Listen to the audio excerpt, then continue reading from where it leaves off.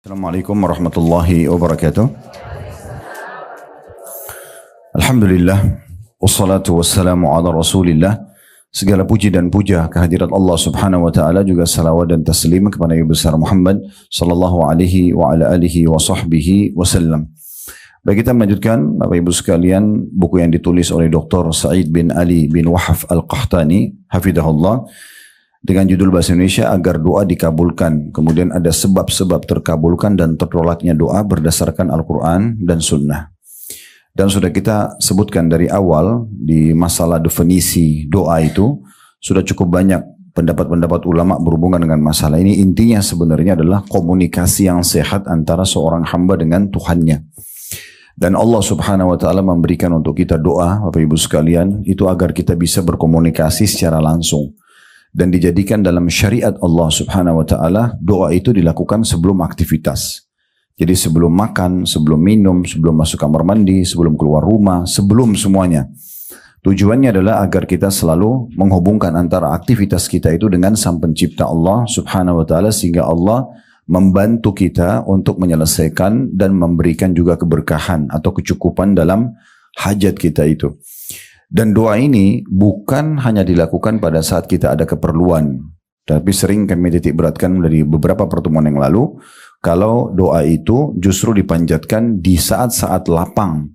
Ibu lagi sehat, ibu lagi kuat, ya Bapak sekalian, maaf, Bapak Ibu lagi melimpahlah semuanya, Allah kasih kesehatan, kelowongan waktu, pakaian, makanan, pasangan dan segala macam semuanya baik, maka di saat itu justru puncaknya doa. Allah subhanahu wa ta'ala menguji kita, kalau semua lagi melimpah, harusnya kita justru banyak berdoa. Ya, sudah kami sampaikan hadis pada kesempatan yang lalu. Kata Nabi SAW, kenalilah Tuhan kalian pada saat kalian sedang lapang, maka dia akan mengenal kalian pada saat kalian sedang sulit. Jadi kalau ada yang mau diterima doanya pada saat lagi terlilit utang, lagi sakit kronis dan mau sembuh, lagi diganggu oleh orang dan segala macam, justru di saat-saat dia lagi sehat, dia perbanyak doa. Apa yang kami sampaikan barusan ini Bapak Ibu sekalian berarti tidak ada alasan untuk tidak berdoa, ya.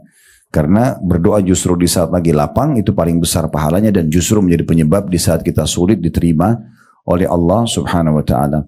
Seorang penyair Arab mengatakan, janganlah kau minta sama manusia, karena kalau kau minta sama manusia maka dia akan marah. Sekali, dua kali, tiga kali kita minta, manusia akan marah. Tapi mintalah kepada zat, maksudnya Allah, yang kalau kau tidak minta justru dia marah. Itu hadis disebutkan oleh Imam Tirmidzi rahimahullah tentang masalah sabda Nabi SAW, man lam yadu'ullah yaghdab alaih. Siapa yang tidak berdoa kepada Allah justru Allah marah padanya. Jadi kalau Bapak Ibu tidak tunjukkan kebutuhannya kepada Allah, justru Allah marah. Makin kita merengek, makin kita manja, makin kita memohon, dan boleh kita tamak terhadap rahmat Allah. Jadi Bapak Ibu kalau misalnya mau sehat nih, minta ditambah kesehatannya. Ya, sudah kaya, minta dilimpahkan kekayaan lebih banyak. Itu boleh. Tamak terhadap rahmat Allah boleh. Yang penting tidak bentrok sama sunnatullah. Masih ingat ya? Saya bilang sunnatullah itu sistem Bapak Ibu sekalian. Jadi nggak bisa kita bilang kita nggak suka malam lalu hilangkan malam, atau nggak suka lawan jenis kita udah hilangkan aja laki-laki atau perempuan. Itu kan nggak mungkin, bentrok sama sunnatullah. Dan juga tidak masuk ke ranah orang lain. Ya, misalnya mau meminta apa yang sudah dimiliki oleh orang lain, itu tidak bisa. Tapi kita bisa minta yang serupa yang Allah subhanahu wa ta'ala bisa berikan kepada kita. Itu kurang lebih pembukaan dalam masalah doa. Baik, kita akan ada bahasan penting dalam hari ini dengan dua jenis doa itu sendiri, ya, dua macam doa yang kita akan fokus coba bahas, ya. Ada doa yang disebutkan di situ doa ibadah, dan ada doa masalah atau permohonan.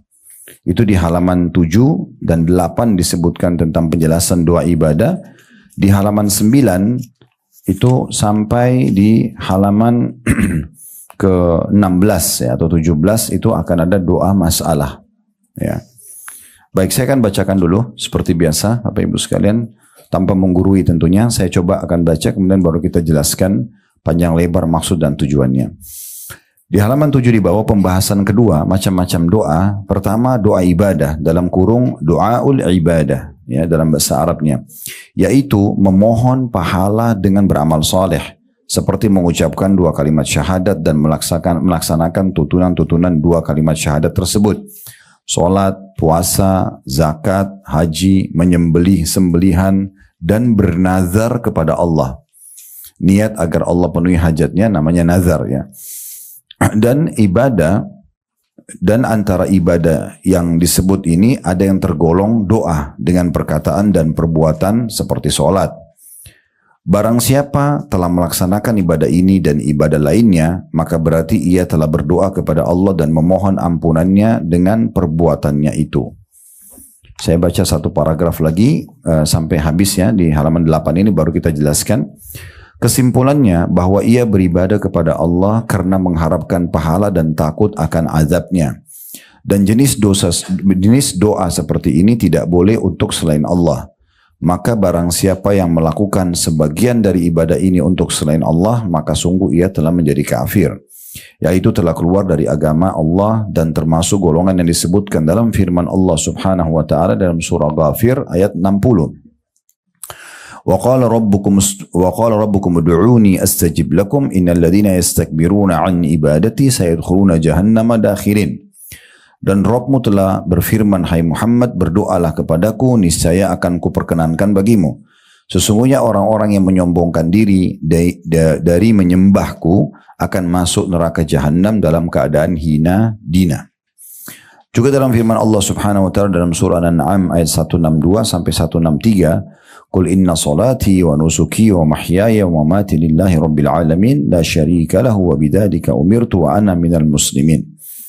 Katakan, hai Muhammad, sungguhnya salatku, ibadahku, hidupku dan matiku hanyalah untuk Allah, Rabb semesta alam, tiada sekutu baginya, dan demikian itulah yang diperintahkan kepadaku dan aku akan menjadi orang-orang pertama menyerahkan diri kepada Allah. Kita coba lebih perdalam pemahaman tentang masalah doa ibadah. Yang pertama, Bapak Ibu sekalian, kalau Bapak Ibu berdoa diniatkan untuk Allah, dianggap ibadah.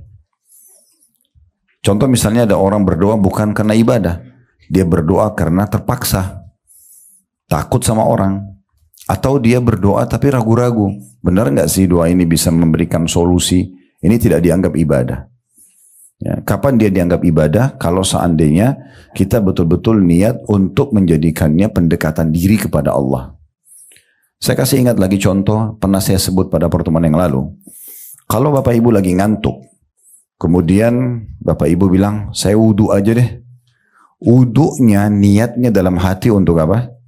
Hilangin ngantuk. Wudhu itu nggak boleh dipakai sholat. Wudhu itu nggak boleh dipakai sholat. Karena kenapa? Bapak Ibu bukan niat untuk ibadah. Wudhunya hanya untuk hilangin ngantuk. Kan gitu. Ini contohnya.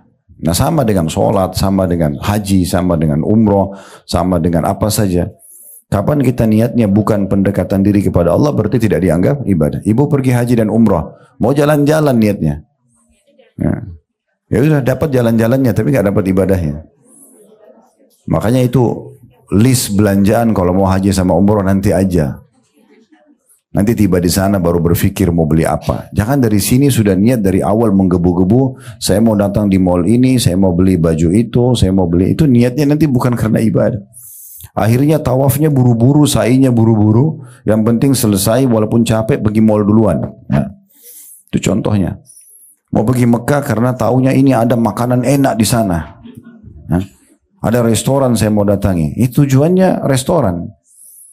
Itu harus cuma samping saja, ke samping. Kalau ada kesempatan, bukan tujuan utama. Nah seperti itulah ya. Jadi memang diarahkan niatnya itu karena Allah subhanahu wa ta'ala. Baru dia bisa bernilai ibadah. Ini hati-hati sekali ya. Ada hal-hal bahkan Bapak Ibu sekalian yang mubah. Mandi, makan, minum, olahraga itu kan mubah. Tahu mubah ya? Dikerjakan tidak berpahala, ditinggalkan tidak berdosa. Tetapi dia kalau diniatkan ibadah, misal contoh ada hadis Nabi SAW kepada Abu Darda radhiyallahu anhu, ingatlah wahai Abu Darda, jasadmu punya hak, Tuhanmu punya hak, keluargamu punya hak, jasadmu pun punya hak. Kalau ibu dan bapak sekalian makan, minum, bukan hanya sekedar menghilangkan lapar, niatnya memang untuk memberikan hak badan, berubah dia. Dari niat mubah, dari hukum mubah menjadi hukum sunnah, jadi ibadah. Ya. Jadi daripada ibu dan bapak sekalian misalnya lagi lapar, lapar nih, niatnya makan untuk hanya hilangin lapar, itu mubah. Tapi kalau niatnya untuk memberikan hak jasad, ibadah. Ya. Makan, minum, tidur, olahraga, mandi. Kalau hanya sekedar saya mau olahraga biar saya sehat, ya ini jadi mubah. Saya mau olahraga supaya saya berikan hak jasad saya. Allah kan amanahkan jasad ini. Saya olahraga untuk ya supaya menjaga amanah ini. Orang jenazah aja dimandikan, Bapak Ibu sekalian, dimandikan, dibersihkan badannya, apalagi kita masih hidup, kan gitu. Nah, sama dengan kasus mandi, bukan hanya karena sekedar gerah. Ya. Begitu juga olahraga, begitu juga mandi, begitu tidur dan segala macam hal mubah. Nah, ini contoh saja bagaimana kita memahami kapan dia beribadah, jadi ibadah, kapan tidak. Ya, karena begitu. Ibu bersedekah, Bapak Ibu bersedekah, tapi karena nggak enak aja, karena orang itu desak terus, kasih, bukan ibadah. Kalau ibadah itu memang kita kasih, didesak atau tidak, diminta atau tidak, kita akan kasih. Karena kita ingin cari pahala, nah itu beda. Ya, semua segala sesuatu yang dikerjakan kalau karena ibadah, itu kita akan sangat ringan mengerjakannya. Karena target kita ridho Allah, target kita balasannya. Ya. Jadi di depan kita ini mau orang menjengkelkan atau tidak, bagi saya lagi sedekah. Nggak ada urusan sama dia, gitu ya. Jadi ada orang gila minta makanan misalnya, nggak ada urusannya. Karena orang gila dia nggak ngerti, saya nggak usah kasih makan yang enak. Keliru. Justru harus kasih makanan yang enak, bukan karena lihat dia, karena ibadahnya. Jadi ada seorang ulama besar dulu, bernama Rabi ibn Huthaim rahimahullah. Dia lagi makan, dibuatin makanan mewah sama istrinya. Waktu itu dinamakan halwa. Beda sama halwa sekarang. Halwa itu orang Arab artikan manisan ya, sesuatu yang manis Bapak Ibu sekalian. Nah tapi Rabi ibn Huthaim ini di masa itu mereka atau istrinya buatin dia makanan halwa karena dia nggak rewel, dia nggak pernah minta macam-macam gitu. Istrinya juga nggak enak, istrinya masakin yang enak. Itu bumbu-bumbunya mahal, buatnya lama, hampir suruh adonan kacang, segala jenis kacang-kacangan waktu itu, madu, segala macam diaduk jadi satu dan lama sekali buatnya. Dia lagi duduk, istrinya suruh anaknya keluarin makan halwa itu. Makanan yang mewah itu. Biasanya waktu itu dimakan sama para pembesar-pembesar negara lah gitu ya. Nah, kebetulan dia punya 2 orang murid. Lagi duduk sama dia ngobrol, nanya-nanya masalah hukum. Begitu dihidangkan, halwa itu sudah dipotong-potong. Dia mau jamah, tiba-tiba ada yang ketuk pintu rumahnya. Maka Rabi ibn Huthaim rahimahullah tunjuk anaknya, suruh buka. Coba buka pintu. Lihat siapa yang di depan situ. Begitu dibuka, ternyata orang gila.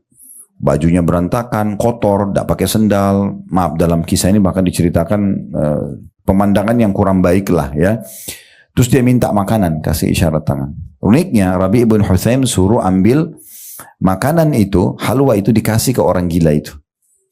Maka anaknya ambil dengan tujuan membawa piring itu. Tadinya dia mau kasih 1 potong karena makanannya cukup besar. Kasih potongan, kasih ke orang gila itu. Nanti sisanya dibawa lagi ke ayahnya. Tapi subhanallah orang gila juga tahu makanan enak, Bu. Ya. Jadi pada saat dia lihat makanan itu diambil semua. Sama nampan-nampannya diambil, dimakan sampai habis. Setelah habis, orang gila ini namanya orang gila. Dia nggak ngerti terima kasih atau apa. Makanan itu dibuang. Piring itu dibuang saja. Anaknya Rabi ibn Huthaim ini ambil piring itu, dia masuk ke dalam sambil dia jengkel. Manusiawi ini orang udah dikasih makan, tadinya mau dikasih 1 potong malah dihabisin semua. Terus piringnya dibuang lagi. Lalu anaknya ini datang kepada ayahnya Rabi ibn Huthaim lalu berkata, wahai ayahku, semoga Allah selalu jaga Anda. Tadi itu kan yang minta orang gila. Dia tidak tahu nilainya makanan itu. Ini perkataan anaknya. Dia tidak tahu nilainya makanan itu. Kalau tadi Anda suruh saya masuk ke dapur ambil makanan apa saja kan pasti dia mau. Roti kah, keju kah, apa. Pasti dia makan. Dia tidak tahu nilainya makanan itu. Kenapa harus halwa yang ibuku buatkan khusus buat Anda? Ini anaknya butuh jawaban. Maka Rabi ibn Huthaim rahimahullah ini kalau Bapak Ibu baca tentang riwayat tentang beliau ini di waktu itu ya di kalangan para tabi'in dipanggil sebagai alimnya ulama. Jadi orang kalau sudah mulai rasa lemah imannya di Irak itu datanya ke Rabi ibn Huthaim ini. Karena bicaranya surga, neraka, kuburan, kematian gitu-gitu terus.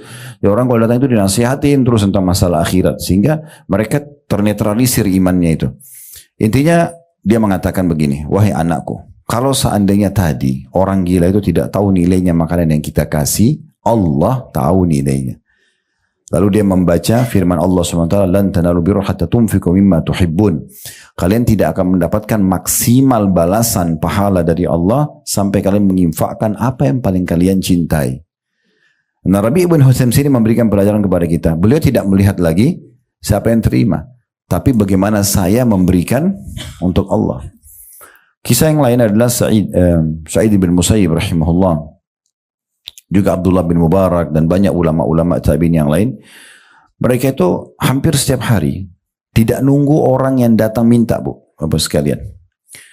Mereka ingin meraih pahala terbesar dalam sedekah. Apa itu? Jemput bola. Kita yang merasa butuh dengan sedekah itu. Kalau Bapak Ibu niatkan ibadah, kita akan terus mengejarnya. Sholat itu kita nggak mau ketinggalan, kita haji umroh nggak mau ketinggalan, apa saja nggak mau ketinggalan. Kita mau selalu yang pertama mengerjakan karena kita ingin mengejar keutamaannya. Nah seperti itulah ya. Maka ini juga jadi poin penting. Mereka selalu membungkus setiap hari harta mereka, lalu mereka keluar mencari orang-orang yang mau menerima sedekah. Jadi dia merasa dia lebih perlu kepada orang miskin daripada orang miskin perlu kepada dia. Perhatikan bedanya. Kalau kita nggak niat ibadah, kita merasa siapa sih orang ini minta-minta terus. Atau kadang-kadang kita masih negosiasi sama syaitan, nggak usah kasih, ini orang masih mampu. Itu karena tidak niat ibadah. Kalau niat ibadah nggak ada urusannya. Nggak ada urusannya. Maka setelah mereka memberikan sedekah mereka dengan cara mengantarnya, kalau kita sekarang ke yayasan sosial, ke rumah-rumah orang miskin, kita yang dirasa perlu. Karena mau ngejar keutamaannya. Maka dia setelah memberi, mereka tersenyum lebar sambil mengatakan kepada murid-muridnya, lihatlah orang-orang ini membawa pahala-pahala, membawa aset-aset sedekah kami, ketimbangan amal kami tanpa diupah sedikit pun. Fahami maksudnya ya. Jadi mereka ini sudah berpikir, persepsinya kalau ibadah itu, ini sekarang sedekah yang saya kasih, mungkin uang 1 juta rupiah yang kita kasih, secara hitung-hitungan ada 1 juta rupiah diambil sama dia. Lalu dipakailah untuk kebutuhannya, untuk anaknya, untuk dia segala macam. Tapi nilai 1 juta itu dibawa ke timbangan amal. Dan harus melalui mereka ini. Kan kita sedekah dulu baru bisa sampai ke timbangan amal kan. Orang kalau niatnya ibadah begitu. Dia berpikir, saya bagaimana sampaikan pahala saya sana. Nggak penting siapa yang terima. Akhirnya mereka mengejar itu. Nah itu makna ibadah gitu ya. Orang kalau sudah paham ibadah ini beda sekali pemikirannya. Karena dia merasa perlu dengan ibadah itu. Kenapa kita sekarang masih malas sholat malam, masih malas sholat duha, masih malas ini tunda-tunda baca Quran? Karena kita nggak anggap itu ibadah. Kita nggak anggap ini ada yang kita bisa dapatkan nih. Kalau ini ibadah nggak mungkin. Baca keutamaannya, oh ternyata ini besar, kita akan berlumba-lumba untuk mengejar dari ibadah ke ibadah yang lainnya. Nah itu makna ibadah lebih dalam seperti itu. Ya. Makanya didefinisikan oleh sebagian ulama, ibadah itu adalah semua perkataan, perbuatan, bisa ditambahkan juga niat dan fikiran. Ya. Yang diperintahkan dan dicintai oleh Allah. Semua perkataan, perbuatan, ya, niat dalam hati dan fikiran yang diperintahkan dan disukai oleh Allah. Kita bisa lakukan ibadah itu tentunya. Ya, seperti itulah. Asy-Syu'bi berkata rahimahullah, seorang ulama yang lain, siapa yang menganggap bahwasanya siapa yang tidak menganggap bahwasanya dia lebih perlu dengan sedekah yang dia keluarkan daripada orang miskin yang menerimanya, sungguh dia telah menghantamkan sedekah itu ke wajahnya sendiri. Ya, siapa yang tidak menganggap dia lebih perlu dengan sedekah itu yang diberikan ke fakir miskin, dia balik tuh, seakan-akan orang miskin yang butuh sama dia. Dan kali ini siapa yang menganggap dia tidak perlu, lebih perlu terhadap sedekah itu daripada orang yang menerimanya, maka dia seperti sedang menghancurkan amalnya, dia sedang menghantam amal itu, sedekah itu ke wajahnya sendiri. Jadi pekah sekali. Antara itu ibadah dengan bukan ibadah itu hanya sedikit sekali perbedaannya. Karena itu ini penting sekali untuk digarisbawahi. Ya. Jadi kalau Bapak Ibu doa karena terpaksa, karena tidak enak, karena mau dilihat orang, karena mau dipuji orang, selesai urusannya, nggak ada pahalanya. Itu mimpi aja. Ya, betul-betul ada orang, tidak ada orang, kita merasa perlu dan butuh. Nah gitu. Dan butuhnya kepada Allah, itu baru ibadah. Ya. Jadi baca Quran, sholat, segala macam, kejar keutamaannya. Kejar ibadahnya yang dijanjikan kepada kita gitu. Nah itu yang dimaksud di sini Doa ibadah, saya kembali ke halaman 7 paragraf pertama, yaitu memohon pahala dengan beramal saleh. Niatkan ibadah, baru bisa. Ya. Sama ibu dan bapak sekalian kalau mau kasih makanan orang, beda ya. Orang niat hanya daripada makanan dibuang, dengan orang niat ibadah beda itu. Kalau ibu dan bapak niat untuk kasih orang, ibu bapak tidak akan kasih makanan bekas ke orang. Tapi kalau daripada makanan dibuang, ya malaikat catat ini sedekah daripada. Ini ya. Daripada saja ini. Terpaksa. Daripada rusak. Kan itu beda. Dengan orang niat ibadah, kan beda. Ibu kasih dan bapak kasih makanan bekas, sama kasih makanan baru, sama gak pahalanya? Gak mungkin, pasti beda. Ibu kasih baju bekas, mukena bekas, sama baju baru, sama gak pahalanya? Beda. Nah bagaimana kita termotivasi mau selalu kasih yang baru, itu karena kita niatkan ibadah. Baru bisa. Coba belajar sekarang, bersedekah sejumlah yang kita pakai. Sesekali itu ya. Contoh misalnya gini, kita lagi masuk ke satu restoran nih, makan makanan enak banget, 100.000 misalnya satu porsi. Contoh saja, nasi Padang beli 100.000, misalnya 150.000 lah. Coba beli yang porsi sama kasih tukang parkir, pernah nggak? Nah, alhamdulillah kalau pernah, gitu kan? Atau beli baju, oke lah, kita next levelnya. Kalau beli baju satu yang bagus, pernah nggak beli baju yang sama kasih orang lain? Nah masa paling cari yang lebih murah, mana yang lagi promo untuk dikasih. Oke, contoh yang lain, kalau misalnya bapak ibu diundang, langsung aja deh level tinggi, Istana Merdeka, presiden undang bapak ibu, terus pesan buah, tolong bawa ke saya buah ya. Di mana beli buahnya? Oh ya, Masya Allah. Terus kalau ada yang grade 1 harga 300.000 anggur sama grade 2 200.000 yang mana?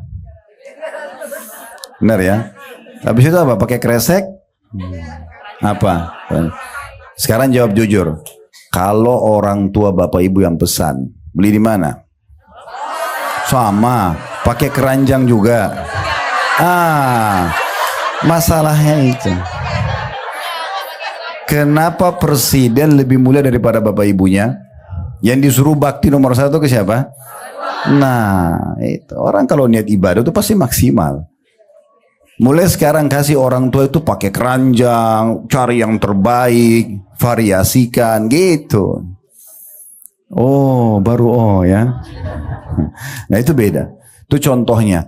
Jadi ini dikatakan oleh satu orang ulama lain, namanya Urwa bin Zubair rahimahullah. Ini ulama tabi'in luar biasa.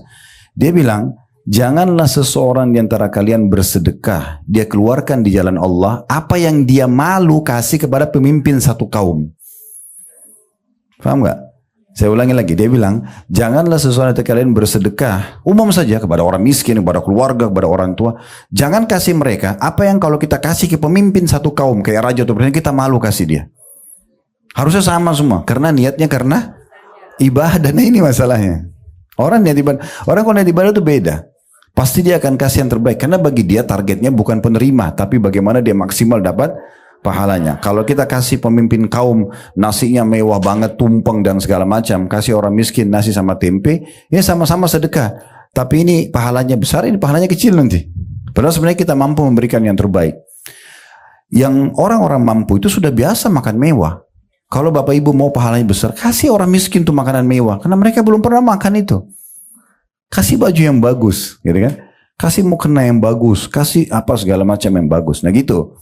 Ya, kadang-kadang begitu soalnya ada orang-orang dia menganggap remeh tentang masalah ini, padahal sebenarnya target utamanya ibadah, berarti bagaimana maksimal dapat pahalanya di sisi Allah. Tidak penting siapa yang menerima. Nah seperti itulah. Itu di potongan pertama itu. Jadi memohon pahala dengan beramal soleh. Di sini diucapkan seperti mengucapkan 2 kalimat syahadat dan melaksanakan tuntunan-tuntunan 2 kalimat syahadat tersebut. Jadi 2 kalimat syahadat bukan hanya sekedar orang mau masuk Islam, ya. Kita pun punya zikir 2 kalimat syahadat. Contoh di tahiyat baca 2 kalimat syahadat enggak? Ya. Terus muazzin setiap azan 2 kalimat syahadat kan? Dan sunnahnya kita mengucapkan yang sama. Kata Nabi SAW, siapa yang mendengarkan muazzin mengucapkan azan, sebagian athar menyebutkan, sebagian ulama mengatakan pada saat dia ucapkan syahadatnya, asyhadu an la ilaha illallah, asyhadu anna Muhammadar Rasulullah. Lalu dia mengatakan, Wa ana ashhadu an la ilaha illallah wahdahu la syarika la wa asyhadu anna Muhammadan abduhu wa rasuluh. Dia bilang, saya juga bersaksi sebagaimana muadzin bersaksi tidak ada Tuhan yang berhak disembah kecuali Allah dan Muhammad benar-benar utusannya. Lalu ditambah, raditu billahi robba, aku ridho Allah sebagai Tuhan, wa bi Muhammadir rasulah, dan Muhammad SAW adalah utusan Allah, wa bil Islam, dan agama Islam sebagai agama, maka akan diampuni dosa-dosanya yang telah lalu. Hanya dengan mengucapkan seperti yang diucapkan oleh muadzin, itu syahadat lagi gitu kan. Nah, pengucapan syahadat ini supaya dia nilai ibadah bukan hanya sekedar sebuah rutinitas, tetapi bagaimana kita niatkan memang memahami apa kandungan maknanya. La ilaha illallah berarti la ma'buda bihaqqin illallah, tidak ada Tuhan, tidak ada pencipta, pemilik, penguasa alam semesta ini kecuali Allah, sehingga kita hanya bergantung, hanya cinta, hanya takut semua karena Allah Subhanahu wa taala. Itu maknanya. Dan Muhammad Rasulullah betul-betul menjadikan beliau sebagai idola, suri tauladan, mengikuti semua ajarannya, meninggalkan larangannya. Nah, itu makna daripada konsekuensi baru syahadatnya bisa bermakna ibadah. Begitu juga dengan sholat tadi ini titik beratkan oleh beliau, karena sholat juga berisikan doa, ya. Dari awal kita takbiratul ihram, doa iftitah, ada doa ruku, ada doa i'tidal, ada doa sujud, doa di antara dua sujud sampai tahiyat, ya. Semuanya juga begitu. Kalau diniatkan memang karena Allah Subhanahu wa taala, kita tidak akan terganggu dengan gangguan apapun. Disebutkan para sahabat, para tabi'in, Bapak Ibu sekalian, itu kalau mereka sholat digambarkan, ya, umumnya mereka hampir sama. Kalian sudah paham. Maka mereka tegak seperti kokohnya pohon kurma. Bahkan seseorang di antara mereka disengat, ya, oleh lebah di dahinya sampai berdarah tapi tidak bergerak. Ya. Ada di antara mereka sahabat Nabi lagi jaga malam hari. Nabi SAW dan para sahabat lagi istirahat, maka mereka ditugaskan jaga malam. Itu dipanah oleh musuh, kena sampai 3-4 anak panah. Ini kalau kita bayangkan jarum di kitanya sudah sakit kita. Ini anak panah, dia nggak berhentiin sholatnya. Sampai betul-betul dia takut anak panah selanjutnya dilempar lalu dia mati. Maka dia menyegerakan sholatnya dan dia mengatakan, dia bangunkan temannya, bangunlah sebab ada satu musuh yang akan menyerang kita. Waktu dilihat berdarah semua, temannya bilang, kenapa kok nggak bangunkan dari awal? Dia bilang, kalau saya bukan khawatir akan mati karena panas selanjutnya, maka saya akan terus melanjutkan menyelesaikan surah Al-Kahfi yang sedang saya baca. Jadi saking sholat itu betul-betul hubungan dia sama Allah dan dia yakin Allah sedang melihat dia sedang komunikasi sama Tuhan yang nggak terganggu dengan apapun. Ya. Itu kalau niatnya ibadah, kan gitu. Kalau tidak, asal jadi saja gerakannya. Yang penting sudah sholat. Sudah sholat Bapak sudah. Ya. Mungkin cuma 1,5 menit tadi sudah selesai, kan?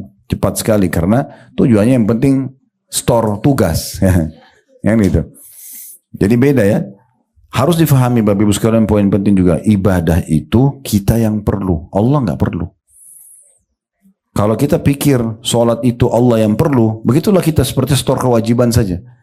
Tapi kalau kita tahu kita yang perlu, itu adalah komunikasi kita sama Allah, maka kita akan terus dengan tenang, dengan kita nikmati bacaannya, gerakannya, itu akan beda sekali. Nah, seperti itu memahaminya. Begitu juga dengan puasa, bukan hanya tahan lapar dan haus, disitu kan disebutkan setelah sholat ada puasa. Bukan hanya tahan lapar dan haus, karena memang ini kewajiban. Enggak. Karena memang ini adalah pendekatan diri kepada Allah Subhanahu wa ta'ala. Ibu dan bapak sekalian, kalau mau sampai level lebih tinggi lagi, ya, kita beribadah bukan lagi tujuannya mengejar keutamaannya, itu level paling tingginya, tapi sebagai tanda syukur kepada Allah. Pernah dengar hadis Nabi SAW sholat sampai kakinya pecah-pecah? Terus Aisyah katakan, ya Rasulullah, kenapa anda sholat begini padahal sudah diampuni dosa yang lalu dan akan datang? Apa kata Nabi? Afala akunu abdan syakura. Bukankah aku pantas menjadi seorang hamba yang bersyukur? Kenapa Nabi bukan bilang, saya supaya dapat keutamaan sholat malam dong, saya supaya masuk surga? Kenapa Nabi gak bilang itu? Karena bukan itu lagi level Nabi. Levelnya Nabi, saya ibadah ini karena saya sudah syukur kepada Allah. Allah kasih saya hidup, Allah kasih saya makanan, sudah syukur.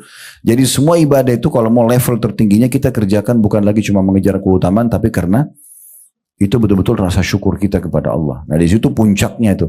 Sehingga kita bersedekah, kita sholat, kita puasa maksimal. Kita betul-betul enjoy, menikmati itu.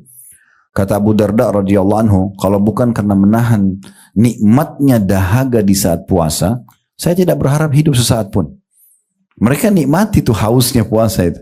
Karena pendekatan diri kepada Allah Subhanahu wa taala. Begitu. Jadi kalau ibadah seperti itu keadaannya.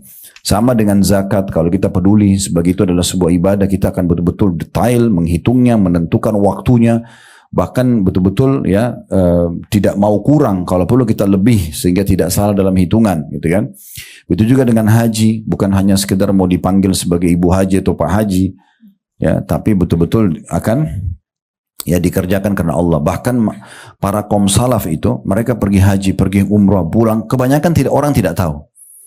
Kebanyakan orang tidak tahu. Jadi mereka berangkat, kalau yang tahu yang orang kenal saja. Tapi kalau untuk di publik itu tidak. Mereka diam saja. Gitu. Jadi antara mereka seperti kalau pernah dengar namanya Atha bin Abi Rabah. Itu ulama besar tabi'in di Mekah. Beliau 70 kali haji. Allah kasih umur 100 tahun 70 kali haji. Berarti 70 tahun dia haji terus. Itu bukan dari dia ceritanya ya. Bukan dia cerita. Orang-orang tahu karena hampir setiap tahun melihat dia baru disampaikan. Atha bin Abi Rabah gini.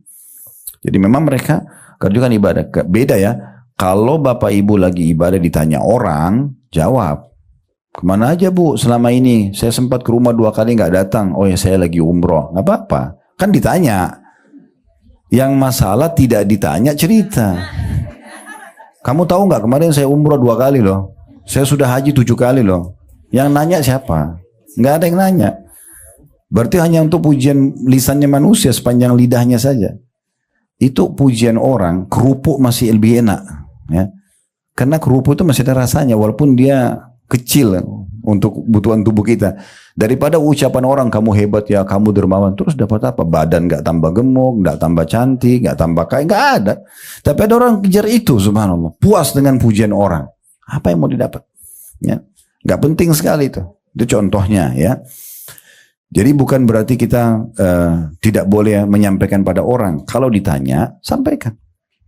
Saya sama bapak sini pada mau ke masjid.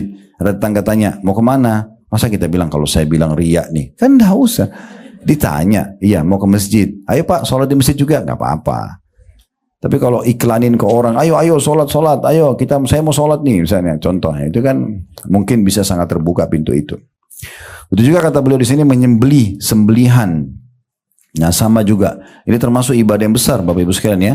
Jadi sembelih jangan cuma dilakukan di Idul Adha ya. Tapi seringnya menyembelih hewan, kambing, unta, sapi gitu kan, ayam, terus dibagikan ke orang ini, memberikan makan orang ini besar sekali pahalanya. Ya, jadi momentum-momentum memberi makan orang itu besar sekali pahalanya. Jadi jangan selalu mau ditraktir tapi tidak pernah traktir orang ya. Sering berbagi. Itu dalam sebuah hadis riwayat Muslim. Pernah ditanyakan oleh seseorang kepada Nabi SAW, ya Rasulullah, ayyu islamin khair. Amalan apa dalam Islam selain kewajiban yang besar sekali pahalanya. Artinya kalau saya jadikan sebagai target saya itu bagus banget itu.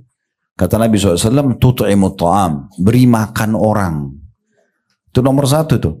Baru tusallimu ala man ta'rif wa man lam ta'rif. Lalu kau ucapkan salam kepada orang yang kau kenal dengan tidak kenal. Ini 2 sunnah. Jarang sekali kita hidupkan itu ya. Ya mungkin kalau kita lagi pengajian begini ada makanan, itu umum orang kasih makan ya. Kemudian kalau ada acara kita undang orang keluarga di rumah, iya. Tapi pernah nggak kita buatin program setiap hari saya akan keluarkan sekian porsi sedekah. Nah gitu. Jadi memang itu dijadikan sebagai program rutin keluar gitu ya. Kalau kita bisa misalnya memblok 1 rumah anak yatim, 2 rumah anak yatim, bagus lah gitu kan. Per bulan berapa kebutuhan berasnya? 50 kilo dari saya aja ya, udah kita transfer tiap bulan, gak ada yang tahu antara kita sama Allah ya. Kita kasih misal contoh itu sangat bagus. Nah juga bagus kalau menyembelih. Di sini sebenarnya sembelihan ini maknanya adalah makanan sebenarnya, karena menyembelih itu kita memberikan makanan. Dan ini tidak boleh dialihkan kepada selain Allah SWT, seperti orang kasih sesajen untuk patung, untuk kuburan, untuk laut segala macam, ini tidak boleh. Begitu juga dengan nazar. Nazar karena Allah. Nazar ini tahu hukum dasarnya ya. Makruh Bapak Ibu sekalian. Hukum dasar nazar makruh. Artinya lebih baik tidak nazar. Udah tahu hukumnya ya. Karena orang kalau dia kalau dia selalu bernazar, maka kalau tidak Allah kabulkan, dia tidak lakukan kan. Sekarang kalau penyakit saya sembuh, saya akan puasa 3 hari. Anak saya diterima kuliah, saya akan sedekah 100 porsi. Kalau enggak, berarti enggak lakukan. Nah itu berarti seperti orang pelit. Makanya hukum awalnya, dasarnya ulama bilang nazar itu makruh. Kalau yang benar bagaimana Ustaz? Yang benar Bapak Ibu aktivitas dulu, ikhtiar, begitu berhasil lalu kita sedekah. Tidak ada hubungannya dengan berhasil atau tidak. Nah itu mungkin masih oke, gitu kan. Nah tapi bukan berarti tidak boleh ya. Tetap saja boleh, cuman hukumnya makruh. Kenapa dimakruhkan juga oleh sebagian ulama? Karena kalau berhasil jadi wajib Bapak Ibu sekalian. Misal kalau anak saya diterima kuliah, saya akan sedekah 100 juta. Begitu diterima benar-benar harus, tidak boleh ditunda. Harus disedekah, kecuali Bapak Ibu punya udzur, tidak cukup hartanya segala macam gitu. Dan juga dari satu sisi ulama mengatakan nazar ini ada taklif, membebankan diri mungkin di atas kemampuan. Mungkin dia nggak mampu, tapi dia karena ingin supaya dapat jalan keluar maka dia bernazar, ini nggak usah. Ada solusi lain pengganti nazar, namanya tawasul dengan amal saleh. Bertawasul dengan amal saleh. Misal kita sedekah, gitu kan? Niatkan sedekah ini akan memudahkan urusan, itu boleh. Itu solusi, itu lebih baik, gitu kan? Jadi kita justru bersedekah dulu, ibadah dulu, baru kita minta diberikan jalan keluar sama Allah. Kalau nazar kan tidak, kita minta dikabulkan dulu, baru kita keluarkan, beda. Ya. Kalau tawasul dengan amal saleh, menjadikan amal saleh sebagai perantara antara kita sama Allah, itu kita sedekah dulu, kita ibadah dulu, niatkan untuk jalan keluar, itu bisa. Kalau nazar tidak, minta dulu Allah kasih, kalau enggak saya enggak mau lakukan. Nah seakan-akan begitu. Nah tapi kalau Bapak Ibu sudah nazar dan ternyata dikabulkan oleh Allah, wajib, nggak boleh ditunda. Ya, nggak boleh ditunda. Apakah itu harta, apakah itu puasa. Jadi begitu selesai urusannya nggak boleh kita bilang sudah saya bulan depan aja puasa. Nggak bisa, harus pada saat itu. Karena sudah dikabulkan sama Allah. Contoh. Nah ini nazar juga tetap walaupun dia hukumnya makruh, Bapak Ibu sekalian tetap harus untuk Allah. Kalau orang nazar misalnya mau minta pada kuburan atau mau ke dukun, ini nazar batal semua. Nggak boleh, karena bukan untuk Allah subhanahu wa ta'ala. Lalu dikatakan selanjutnya, di antara ibadah yang disebut di sini adalah yang tergolong doa dengan perkataan dan perbuatan seperti sholat. Barang siapa yang telah melaksanakan ibadah ini dan ibadah lainnya, maka berarti ia telah berdoa kepada Allah subhanahu wa ta'ala dan memohon ampunan kepadanya.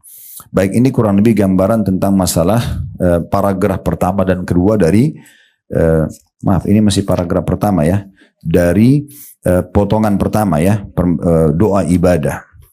Kemudian yang paragraf keduanya yaitu masalah penyebutan tentang dua ayat ya. Dua ayat ini kita juga fokus dulu menjelaskannya. Yang pertama surah Ghafir, ini surah nomor 40 dalam Al-Quran atau surah Al-Mu'min nama lainnya, surah Mu'min ya. Ayat 60, ini ayat yang paling masyhur berhubungan dengan masalah Allah pasti menerima doa hambanya. Dan kita sudah sebutkan pada pertemuan yang lalu syarat-syarat diterimanya doa ya. Dan Tuhanmu berfirman, hai Muhammad, berdoalah kepadaku, niscaya aku akan perkenankan bagimu. Artinya dari potongan ayat ini kata ulama tidak ada doa yang tidak diterima. Cuma ada doa yang langsung diberikan pada saat itu, ada doa yang diberikan setelah beberapa waktu ya. Selama orang itu masih terus berusaha berdoa, maka akan diberikan oleh Allah Subhanahu wa taala. Dan dia tidak minta yang haram, dia tinggalkan makanan dan minuman dan pendapatan haram, maka dengan izin Allah akan diterima. Jadi tidak usah khawatir. Kita sudah singgung pada pertemuan yang lalu Bapak Ibu sekalian, kalau ada orang yang berdoa, ini Ibnu Qayyim mengatakannya, kalau ada orang anaknya sakit, sudah 10 tahun dia berdoa dan dia melihat anaknya belum sembuh, kemudian dia mengatakan Allah belum menerima doa saya, ini keliru. Kalau seandainya dia tidak berdoa selama 10 tahun, mungkin anaknya sudah meninggal bahkan. Atau lebih parah daripada itu. Cuma butuh volume yang lebih besar dari doa dia, sehingga sesuai dengan kadar ujian yang diberikan pada anaknya. Sehingga dia berdoa saja. Dia berdoa terus. Dan pernah Ibnu Qayyim rahimahullah melihat satu kasus terjadi. Beliau lagi jalan menuju ke rumahnya dari masjid. Melewatin satu rumah itu kebetulan, secara kebetulan ada satu ibu lagi marah sama anaknya. Jadi saking marahnya ibu ini, anaknya dikeluarin dari pintu rumah, ditutupin dari dalam. Anaknya itu masih kecil, 5 tahunan di bawah gitu ya. 5 tahun ke bawah, nangis-nangis, ngerengek-ngerengek sama ibunya, buka pintu, nangis-nangis. Tapi ibunya tetap tidak mau bukain pintu. Ibnu Qayyim nunggu, mau lihat apa yang terjadi. Ternyata anak itu kena kecapean tidur. Waktu dia tidur, ibunya buka pintu gendong karena nggak tega, dimasukin ke dalam. Lalu beliau menyebutkan sebuah statement yang menarik. Beliau mengatakan Maha Suci Allah, Subhanallah ya. Subhanallah bahasa Arabnya, terjemah Maha Suci Allah. Andai saja setiap hamba melakukan seperti anak itu kepada Tuhannya, anak itu kepada ibunya, dia itu lakukan pada Tuhannya, terus dia merengek sampai dia ya sudah capek tertidur gitu kan, maka dan tetap dia tidak putus asa, pasti Allah akan berikan dia sebagaimana ibu itu mengambil anaknya. Tidak disamakan Allah sama ibu itu, tidak ya.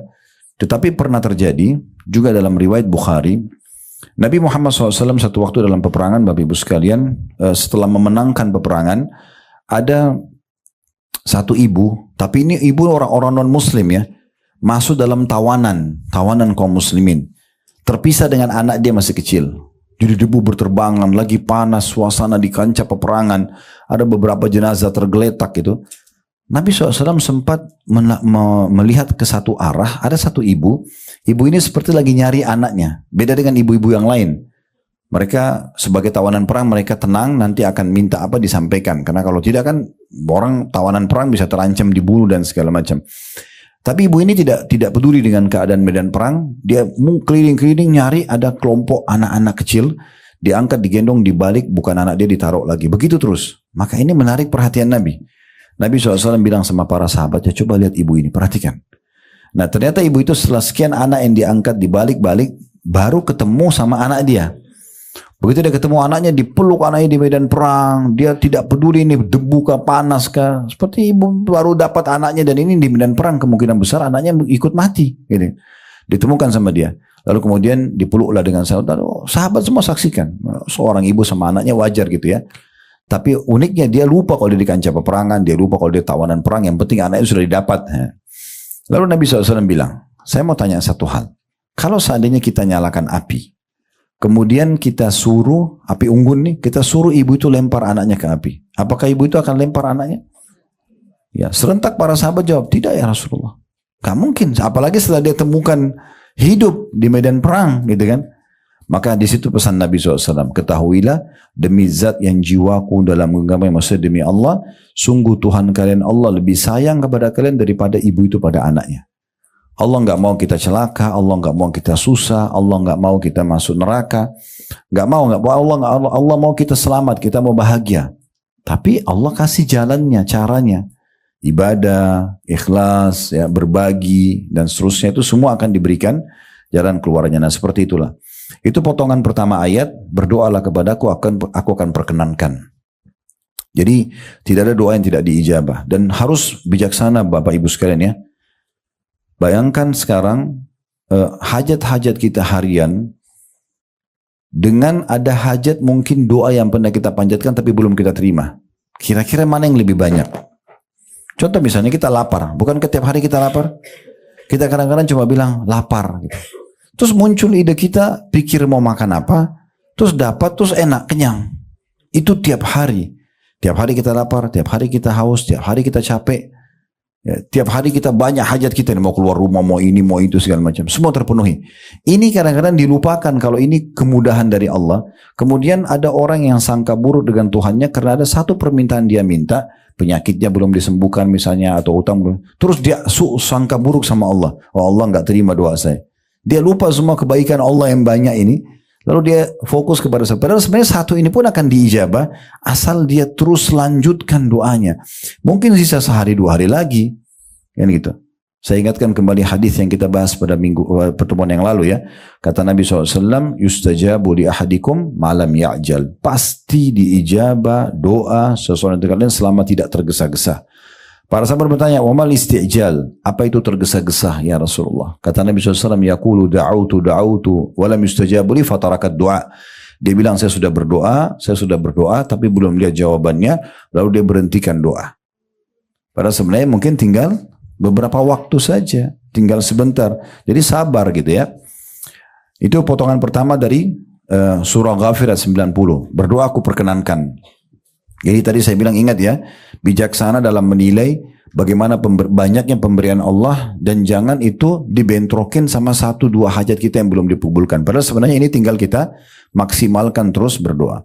Potongan kedua, di situ adanya larangan dan ancaman neraka jahanam bagi orang yang tidak mau beribadah. Di sini sebagian ulama tafsir menerjemahkan sesungguhnya orang yang menyombongkan diri dari menyembahku itu kembali kepada potongan awal ayat. Kan Allah bilang berdoalah, aku akan perkenankan. Berarti yang sedang Allah ancam neraka sini orang kalau tidak mau berdoa. Sombong dia. Gak butuh sama Allah gitu ya. Nah seperti itulah. Terakhir dalam potongan ini adalah firman Allah SWT Al-An'am 162 sampai 163 yang memang kita disuruh mengikhlaskan semua karena Allah Subhanahu wa taala. Kapan mau bernilai ibadah harus semua karena Allah. Sudah kita kasih contoh-contoh tadi di awal ya. Jadi kita tidak butuh pujian makhluk, kita nggak perlu tahu siapa yang menerima sedekah kita. Yang penting kitanya mengejar target yang sudah dijanjikan oleh Allah Subhanahu wa taala. Itu yang dimaksudkan dalam surah Al-An'am 162 sampai 163. Baik, kita akan masuk ke doa permohonan. Ya. Tapi ini benar sudah mau 1:30. Saya jam 2 ada taklim lagi. Ya. Baik. Doa permohonan di halaman 9 ya. Yaitu doa yang memohon sesuatu yang bermanfaat, yakni yang memberi manfaat bagi pemohon, atau yang menghindarkan dari bahaya, atau meminta hajat-hajat. Ya. Jadi di sini kalau Bapak Ibu ada hajat, disembuhkan penyakitnya, selamatkan dari mara bahaya, ditambahkan rezeki dan segala macam, itu dikenal dengan doa masalah atau doa permohonan. Dan doa permohonan dirincikan atau rinciannya sebagai berikut. Yang pertama, apabila permohonan ini terjadi dari seorang hamba kepada hamba yang lain yang masih hidup, mampu dan ada di hadapannya, maka tidak termasuk kesyirikan seperti berilah saya air minum, atau wahai fulan berilah saya makanan, atau seumpamanya atau seumpama itu atau seperti itu ya. Maka itu tidak menjadi masalah ya. Jadi maksudnya boleh nggak kita bilang tolong bantu saya bayarin utang kepada manusia? Boleh nggak Dok berikan saya obat yang terbaik misalnya. Nah, itu namanya kan masalah permohonan juga ya. Tapi yang seperti ini masih boleh kalau syaratnya tadi minta kepada orang yang masih hidup, bukan jenazah di kuburan ya. Kemudian orang itu mampu untuk membantu kita dan juga masih ada di hadapan kita. Nah itu baru boleh. Dan itu pun masih di alam manusia. Minta minum, minta pekerjaan, minta makan ya. Dan seterusnya. Oleh sebab itu Rasulullah SAW bersabda, Man sa'ala billahi fa'atuhu. Barang siapa yang meminta kepada kalian dengan menyebut nama Allah, maka berilah dia. Saya dia bilang, demi Allah tolong bantu saya, demi Allah gini dan itu berilah. Gak usah peduli dia, tapi kita sedang memberi untuk Allah tadi sudah kita jelaskan. Wa man ista'adha billahi fa'idhu. Dan barang siapa yang meminta perlindungan kepada kalian dengan menyebut nama Allah, maka berilah perlindungan kepadanya selama dia bukan pelaku kriminal, ya.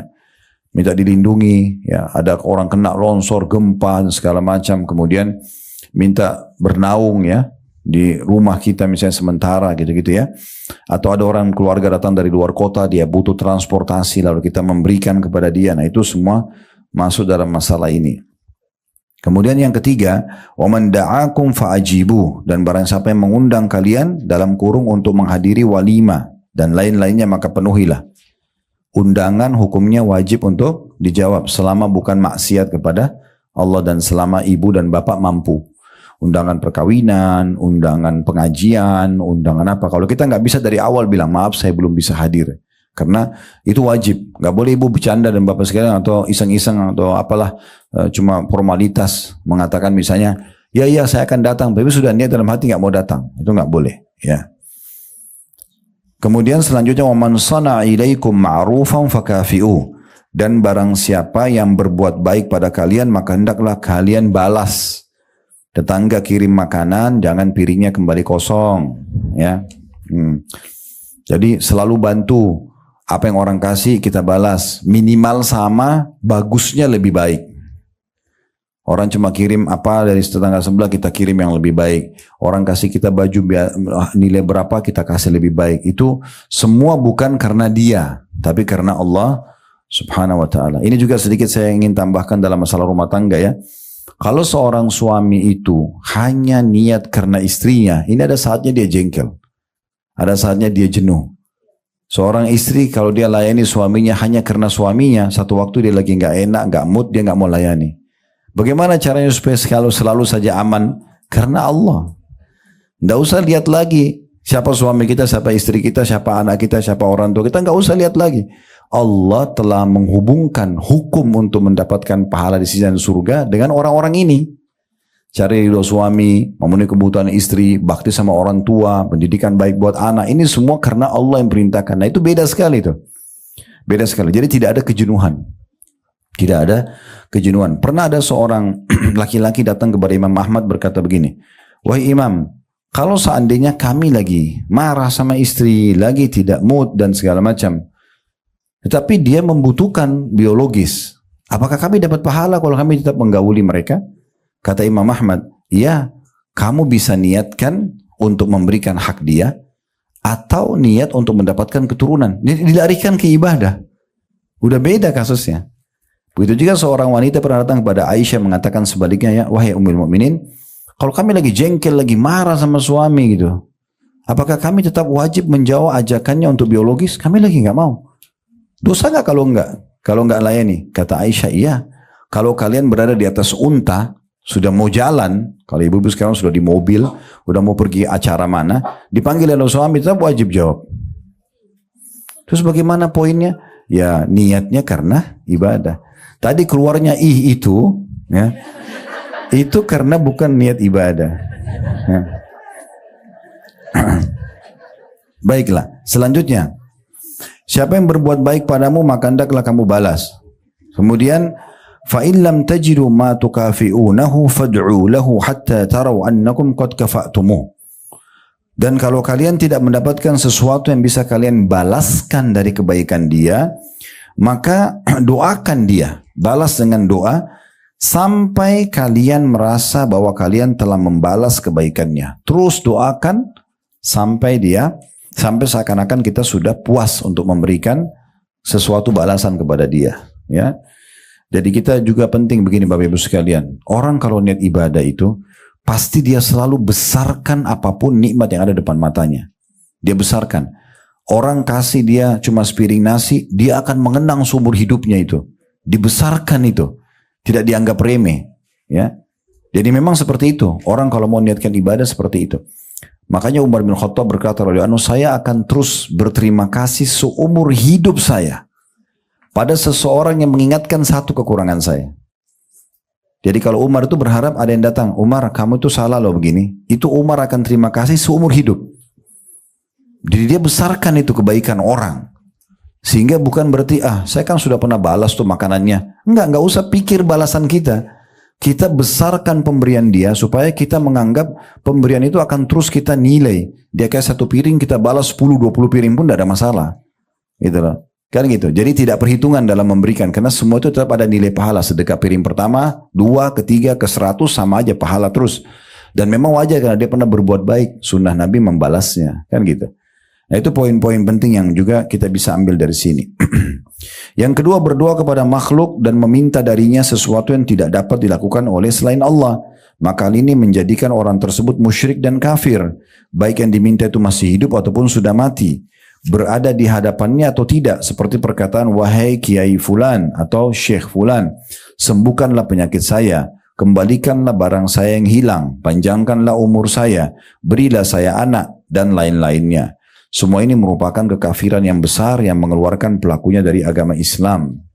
Ya, jadi kalau sesuatu yang merupakan hak kausalitasnya Allah nggak bisa minta pada makhluk. Ya tadi minta keturunan. Dokter hanya bisa membantu. Tolong bantu saya dok, tapi jangan bilang dok berikan saya anak. Itu nggak bisa. Karena itu yang bisa memberikan hanya Allah Subhanahu Wa Taala gitu. Allah berfirman dalam surah Al-An'am ayat 17, wa iyyamsaska Allah bidurin fala kashifa lahu illahu wa iyyamsaska bi khairin fahuwa ala kulli syai'in qadir. Jika Allah menimpakan suatu kemudaratan kepadamu, maka tidak ada yang menghilangkannya selain diri dia sendiri. Jadi hanya Allah yang bisa mengeluarkan. Kalau kita sakit, yang ciptakan kita Allah, yang ciptakan penyakit Allah, yang bisa sembuhkan hanya Allah, ya. Dan jika dia mendatangkan kebaikan kepadamu, kalau Allah sudah menjadikan itu sebagai rezeki kita, maka dia maha kuasa atas tiap-tiap segala sesuatu. Tidak ada yang bisa menghalangi. Kalau itu rezekinya Bapak Ibu, tidak ada yang bisa menghalangi kalau Allah sudah kasih. Walaupun satu dunia tidak ingin itu sampai kepada kita. Ini dalil tentang masalah tidak bolehnya memohon yang merupakan hak kausalitasnya Allah, hak sepenuhnya punya Allah, minta keturunan, sembuh penyakit dan segala macam, atau dikembalikan barang hilang, itu tidak boleh dialihkan kepada makhluk. Juga Allah SWT berfirman dalam surah Yunus ayat 106 sampai 107, "Wala tad'u min dunillahi ma la yanfa'uka wa la yadurruk, fa in fa'alta fa innaka idza minadh dhalimin. Wa in yamsaska Allah bidurrin fala kashifa lahu illa huwa, wa in yuridka bi khairin fala radda li fadli yusibu bihi man yasha'u min ibadi wa huwal ghafurur rahim." Dan janganlah kamu menyembah apa-apa yang tidak bermanfaat dan tidak pula memberikan mudarat kepadamu selain Allah. Seperti orang pakai jimat, minta-minta pada kuburan, ya, para peramal-peramal, itu semuanya ya. Sebab jika kamu berbuat demikian, kamu minta-minta kepada selain Allah itu, maka sungguhnya kamu kalau begitu termasuk orang-orang yang zalim, maksudnya berdosa besar. Jika Allah menimpakan satu kemudaratan kepadamu, maka tidak ada yang dapat menghilangkannya kecuali Dia. Nah, di sini saya mau berbagi tipsnya. Kalau Bapak Ibu lagi ada ujian, maka jangan buru-buru menyalahkan yang kita anggap sebab. Tapi langsung introspeksi diri dulu. Karena semua ujian kalau datang, itu dalam bentuk teguran dari Allah. Apa saja. Maka yang pertama, astagfirullah. Lalu berdoa sama Allah. Sholat taubat. Minta, ya Allah, kalau permasalahan ini karena dosa hambamu, maafkanlah. Selesai itu sebenarnya. Tapi kita masalahnya cari tahu di kalangan manusia ini siapa penyebabnya. Lalu kita ribut, kita bertengkar, kita ribut. Tidak ada manfaatnya. Allah yang mendatangkan orang-orang ini sebagai penyebab untuk menjadi teguran buat kita. Kita harus lebih ke situ melihatnya. Karena di sini katakan jika Allah menimpakan satu kemudaratan kepadamu, maka tidak ada yang dapat menghilangkannya kecuali Dia. Dan jika Dia menghendaki kebaikan bagi kamu, maka tak ada yang dapat menolak karunia-Nya. Tidak ada yang bisa menghalangi itu. Dialah yang memberikan kebaikan itu kepada siapa yang dikehendakinya di antara hamba-hambanya, dan Dia yang Maha Pengampun lagi Maha Penyayang. Jadi sekali lagi saya ingatkan, kalau kita sehat, kita lagi banyak nikmat, yang ciptakan kita Allah, yang ciptakan nikmat itu Allah, yang bisa pertahankan hanya Allah. Minta dan bersyukur padanya, selesai urusannya. Makhluk akan Allah datangkan untuk memenuhi kebutuhan kita. Kalau kita sedang sakit, lagi ada musibah, difitnah orang dan segala macam, harta kita diambil, yang ciptakan kita Allah, yang ciptakan ujian itu Allah, yang bisa memberikan jalan keluar hanya Allah. Maka langsung introspeksi diri, muhasabah, sholat, taubat, istighfar, selesai urusannya. Ya. Selanjutnya Allah SWT juga berfirman dalam surah Al-A'raf ayat 194 yang bunyinya, innal ladhina tad'una min dunillahi ibadun amsalukum fad'uuhum falyastajibu lakum in kuntum shadiqin. Sesungguhnya berhala-berhala atau apapun yang kalian seru selain Allah itu adalah makhluk yang lemah yang serupa juga dengan kalian. Maka serulah berhala-berhala itu, lalu biarkanlah mereka memperkenankan permintamu jika memang orang-orang itu benar. Jadi maksudnya semua selain Allah makhluk. Kita sama malaikat sama, kita sama jin sama, kita sama matahari dan bintang-bintang sama, kita sama udara, sama air, semuanya sama. Ciptaan Allah, makhluk.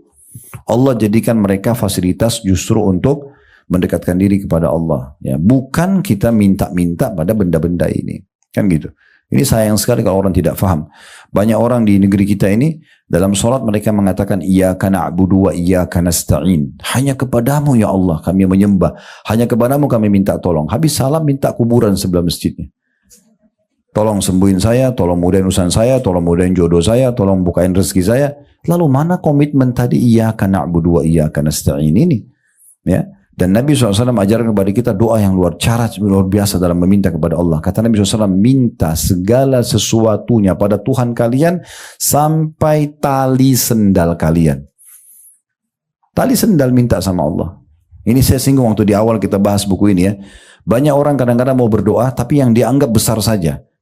Itu pun kalau sudah mentok di manusia nggak bisa, baru minta sama Allah. Ini sakit nih, pergi dokter 1 nggak sembuh, 2 nggak sembuh, 3 nggak sembuh, 30 dokter nggak sembuh, baru sholat tahajud, baru umroh, minta doa di tawaf. Kenapa nggak dari awal sholat tahajud dan umroh, baru nanti Allah mulain dokter dan resep yang cocok, itu yang benar.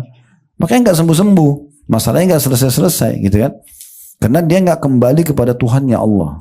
Yang lainnya semua makhluk penyebab saja, gitu kan? Selanjutnya Allah juga berfirman dalam surah Al-A'raf 197, "Walladzina tad'una min duni la yastati'una nasrakum wala anfusahum yansurun." Dan berhala-berhala yang kamu seru selain Allah tidaklah sanggup menolongmu, bahkan tidak dapat menolong dirinya sendiri. Itu jimat-jimat, ya hati-hati ya.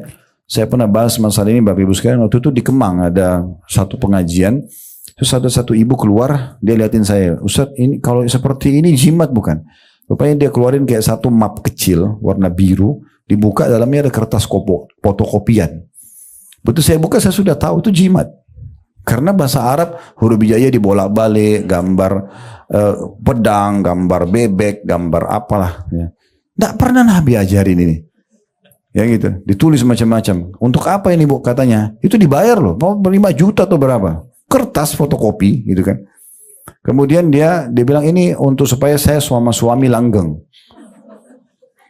Memang ada hubungannya sama kertas itu? Nggak ada hubungan. Berdoa sama Allah dan di alam manusia Allah sudah kasih. Mau pasangan suka sederhana kok. Tatapan matanya syahdu, lisannya santun, tangannya ramah, baik, tulus. Selesai orang suka gitu kan.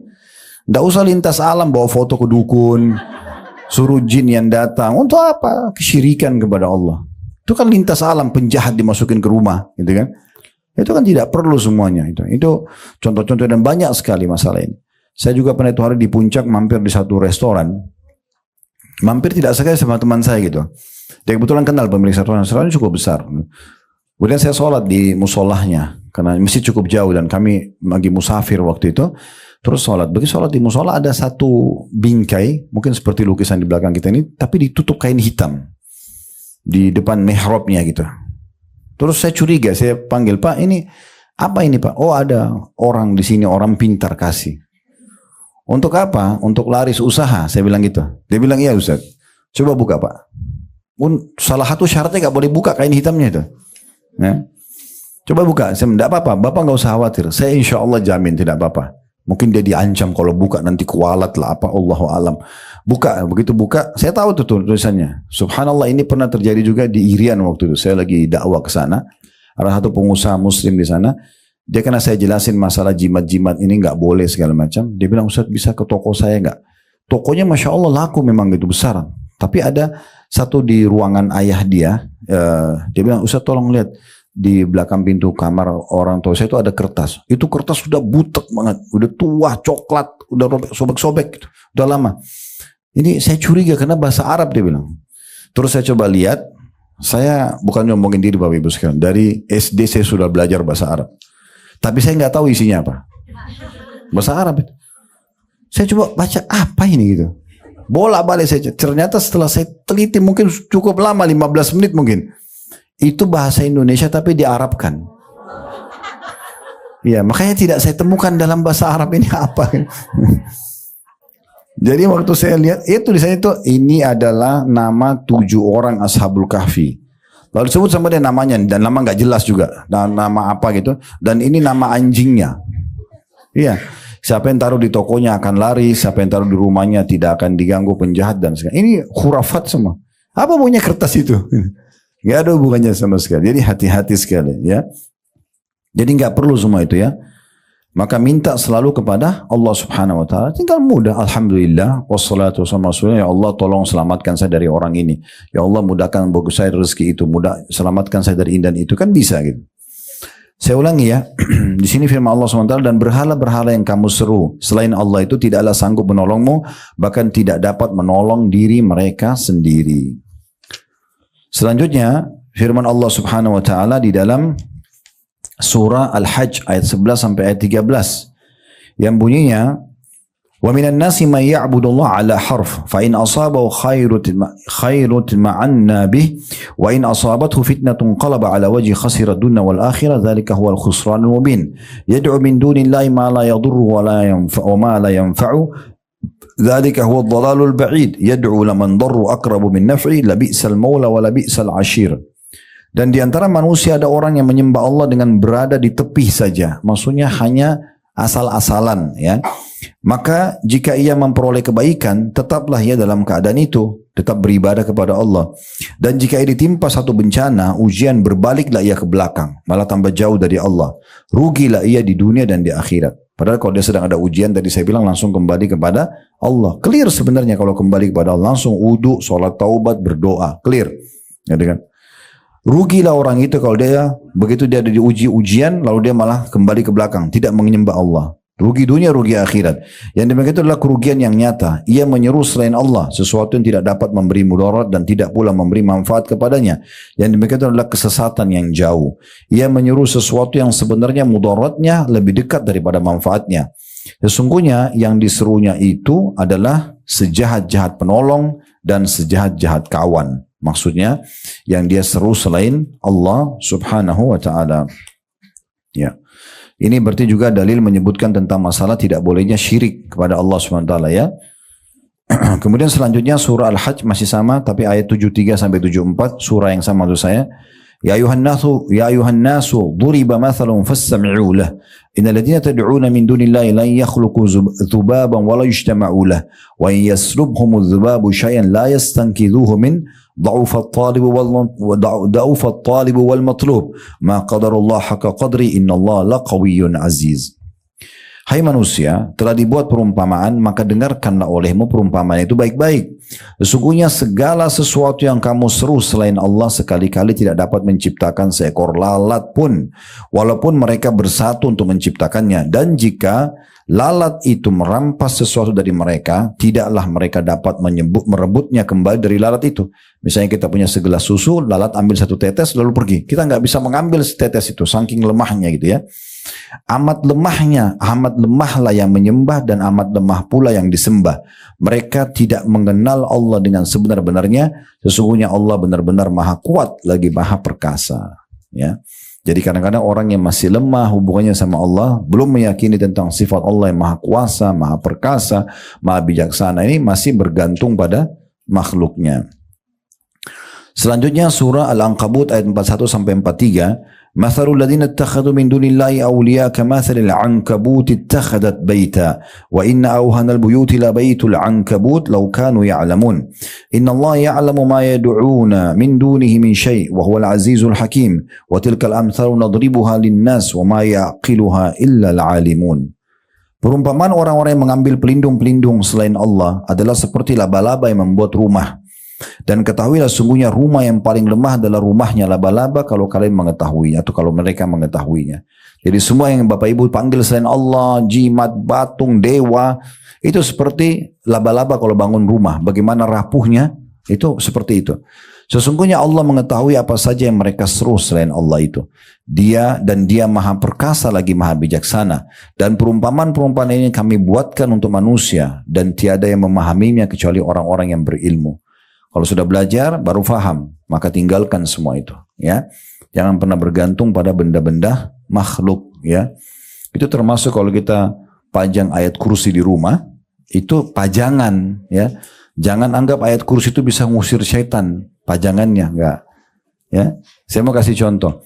Kalau Bapak Ibu lagi enggak bisa tidur malam, ya, mau tahu resep gampang tidur, coba ambil Al-Qur'an baca. Ngantuk gak? Nah, berarti dekat Quran ada syaitan gak? Ada. Itu dibaca saja masih digoda. Apalagi kalau cuma dipajang. Jadi jangan salah paham. Itu cuma hiasan. Bukan ngusir syaitan. Ya. Ayat kursi berfungsi kalau dibaca. Nah itu harus diletakkan. Itu harus dengan ilmu. Makanya di sini dikatakan Allah bilang.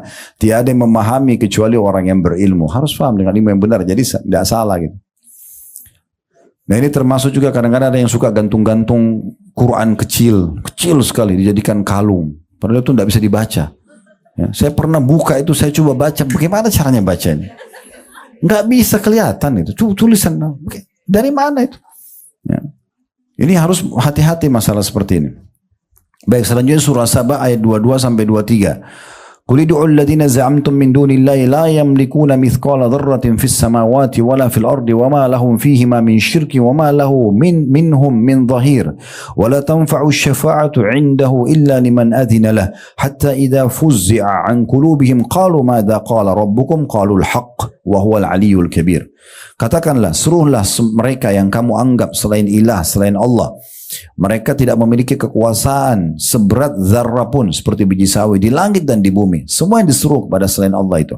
Dan mereka tidak mempunyai suatu saham pun dalam penciptaan langit dan bumi. Dan sekali-kali tidak ada di antara mereka yang menjadi pembantu baginya. N-nya besar kata ganti Allah. Tidak ada di antara mereka yang disekutukan itu pernah bantu Allah sedikit pun untuk membangun langit dan bumi. Dan tiada berguna syafaat di sisi Allah melainkan bagi orang yang telah diizinkannya, N-nya besar kata ganti Allah, memperoleh syafaat tersebut. Tidak ada yang bisa berikan pertolongan kecuali dengan izin Allah. Sehingga apabila telah dihilangkan ketakutan dari hati mereka, mereka berkata, apakah yang telah difirmankan oleh Rabbmu? Mereka menjawab perkataan yang benar dan dialah yang maha tinggi lagi maha besar. Saya ingin berbagi sebuah riwayat Bapak Ibu sekalian. Di masa Nabi Muhammad SAW pernah Nabi dan sahabat lihat meteor jatuh. Seperti biasa kita lihat ya. Terus Nabi SAW tanya para sahabat, apa yang kalian bilang dulu, yakini di masa jahiliyah, kalau lihat seperti ini? Maka sebagian sahabat bilang, ya Rasulullah, kalau kami di masa jahiliyah seperti ini, kami anggap itu berarti ada satu orang tokoh yang baru lahir, atau ada satu tokoh yang meninggal.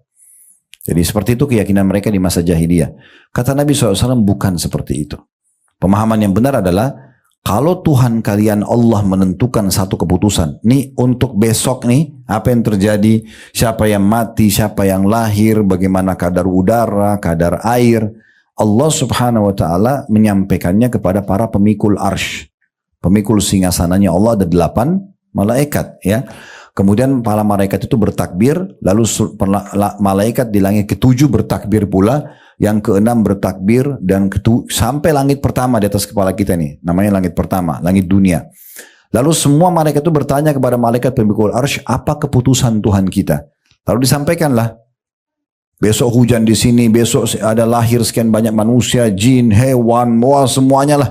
Ini kehidupan yang begitu rumit ini, semua disampaikan. Sehingga para malaikat tahu besok siapa yang mati, siapa yang lahir, berapa kadar air, kadar udara. Semua ini sistem itu disampaikan. Nah, di sini kata Nabi SAW, nanti syaitan susun-susun. Nabi kasih contoh telapak